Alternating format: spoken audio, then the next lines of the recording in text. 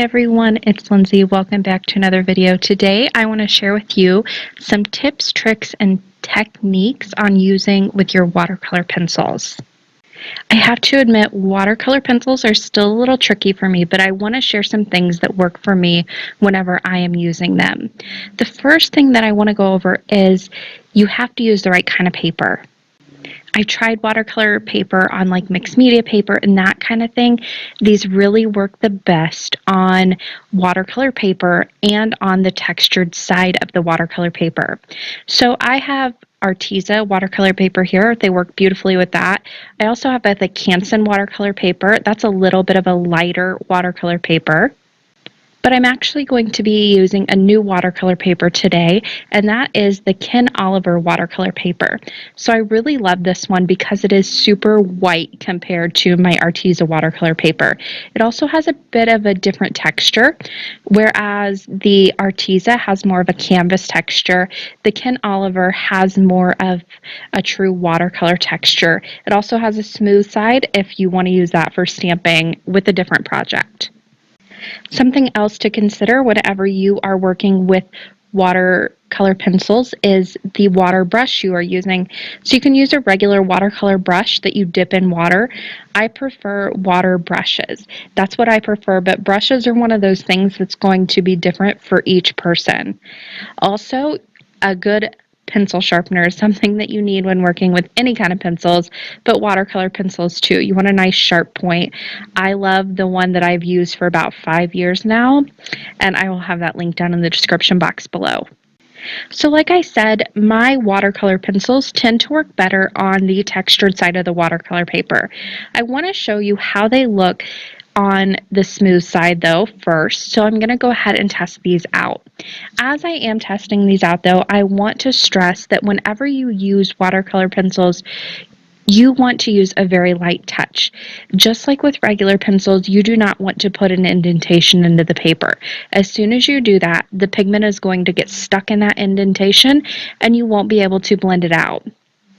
So here you can see I went ahead and kind of blended that out on the smooth side, but I still have a patch where it shows exactly where that first color was. Now you can fix that just by going over the top of that wet, but still it has just that little bit of trouble blending out on the non-textured side of the paper. So I tend to like to use the textured side of the paper whenever I am using watercolored pencils. That can be a problem whenever you're stamping though if you don't have a stamp positioner. So if you don't have a stamp positioner and you prefer stamping on the smooth side, just know that you're still going to have a little bit of pigment where you put it down first.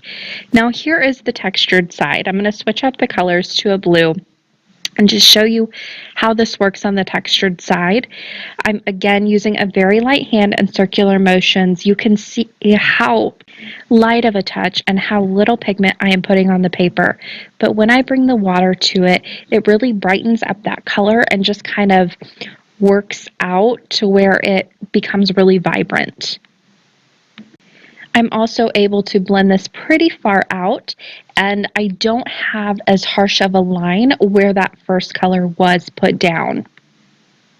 Now the great thing about watercolor pencils are there are a lot of techniques that you can use them with. So the first time I put down my color dry, but then once it was wet on the paper, I can go right back in and add some more color on top of that. When the paper is wet, it's going to be a more intense color going down, but it's also not going to blend out as easily. So keep that in mind, but it's a great way to add some depth. Now you can also dip the tip of the pencil into water and then color onto the paper that way. This doesn't last very long whenever you do this. You get a really intense color as soon as you bring it to the paper. This is great for adding little details here and there. But whenever you put the color down while it's wet, it does have a little bit of trouble blending out, so keep that in mind. Now something else you can do is take color directly from the tip. Now if you want no semblance of where you put down color with the tip of your pencil, this is the way to go. Take that color directly from the lead of the pencil. This is going to act more like a true watercolor, and it goes on very bright, very pigmented, depending on how much water you have on your brush. Now, like I said before, the main focus that you want to really be focused on whenever you're using your pencils is to use a light touch. Here, I used a little bit of a harsher touch, and then I'll come over to the right-hand side and use a lighter touch. You see not much pigment is going down whenever I use that lighter touch, but remember, you can build up layers with your pencils. But whenever you go in really hard and make those indentations into the paper, those indentations are there. That pigment is stuck in those indentations. You can see it doesn't really blend out. You get those really harsh lines. So a light touch, a very soft hand, and really just graze over the paper. That's going to get you the results that you want. You can see definitely the difference between the two there. I think that was my problem when I first started with watercolor pencils. I want that payoff immediately, but it just doesn't work that way with pencils. You kind of have to be patient. You kind of have to work up and build up that color. And again, if you don't want any of those lines, just come in and grab the color straight from the lead. Now that I've went over kind of all the basics that I know about, I'm sure there are a ton more out there.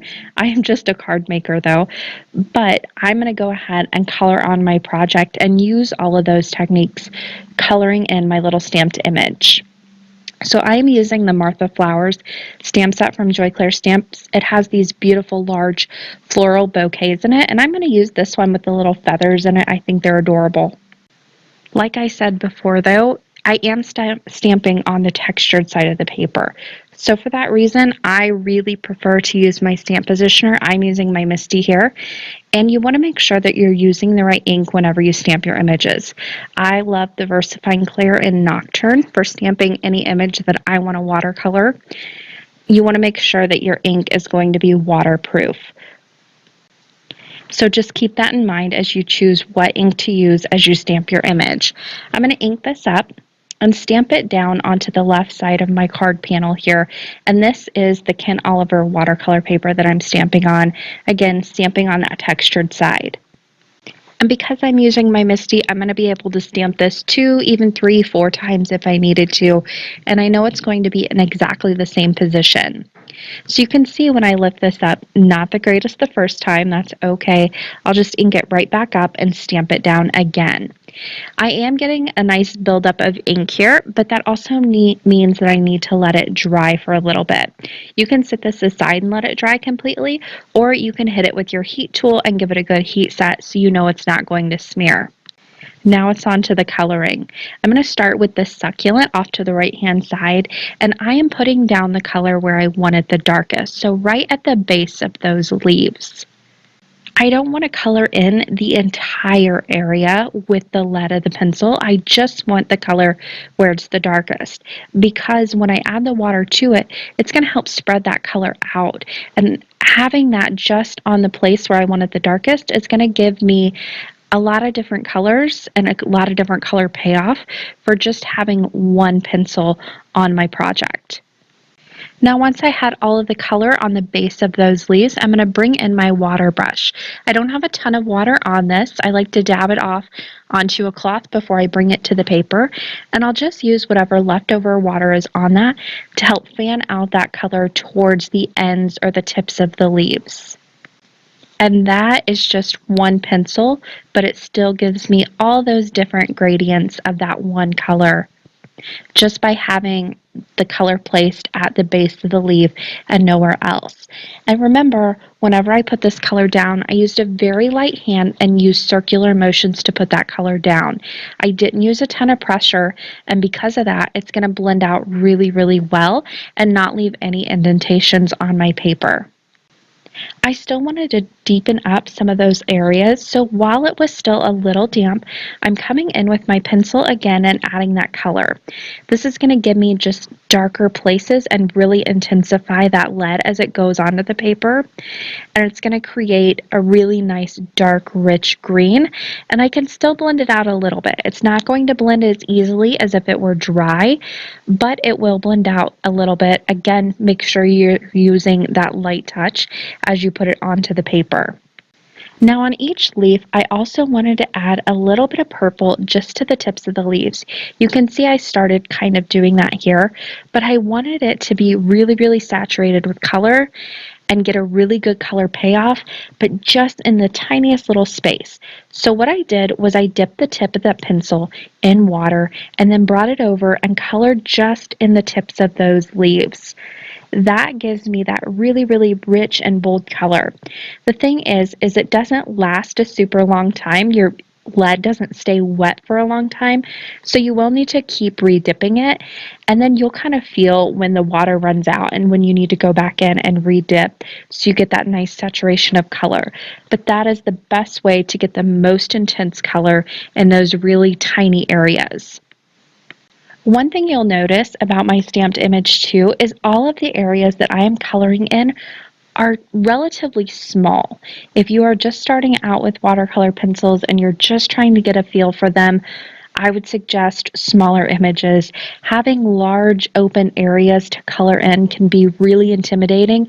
It can also show your lines really, really badly. But when you have these smaller areas, it is much more inviting and it's not so intimidating to look at these smaller areas where there's not a ton of white space.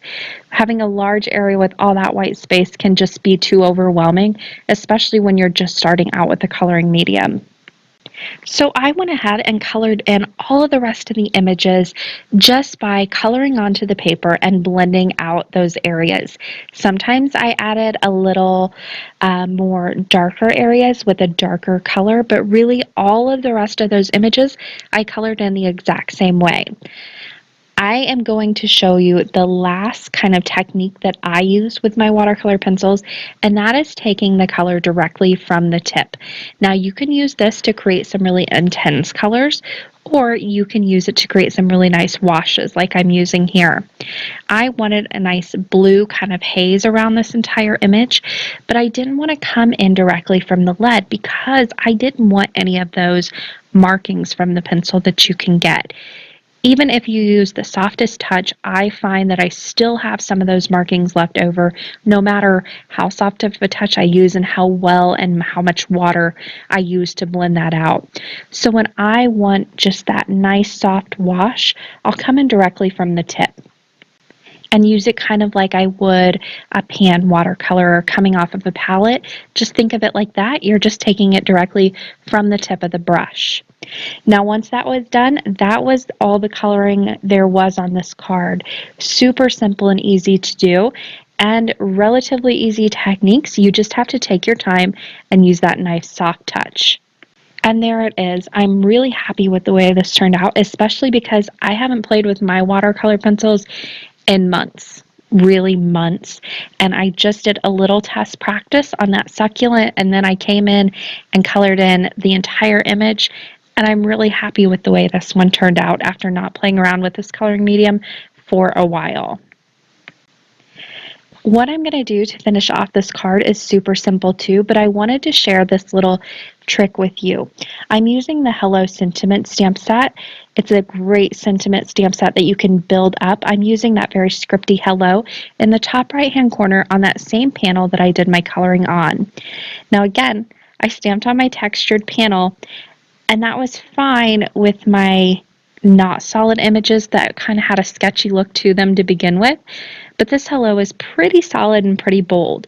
So I'm going to stamp this. I bet I stamped it 4 times and I still couldn't get just that solid impression. There were just a few little spots. So what I like to do is just come in with a black marker and fill those in. It's going to save you a lot of headache and a lot of pushing with your MISTI to try and get all those little holes filled in. But I had a nice solid image just by filling in those with a little black marker. So I finished off this panel by putting it on a craft mat and attaching that to an A2 side folding card base that I'm using horizontally. And then I just added a few little black irresistible dots. That irresistible picot embellishment is from Imagine. It's a great one to use if you have trouble with clogs like I do on other brands. That is going to do it for me today. I hope you guys found this video helpful. And if you haven't subscribed to my channel yet, you can do that over on the left-hand side. Don't forget all the information, including the supplies, in the description box below. Happy crafting, everyone!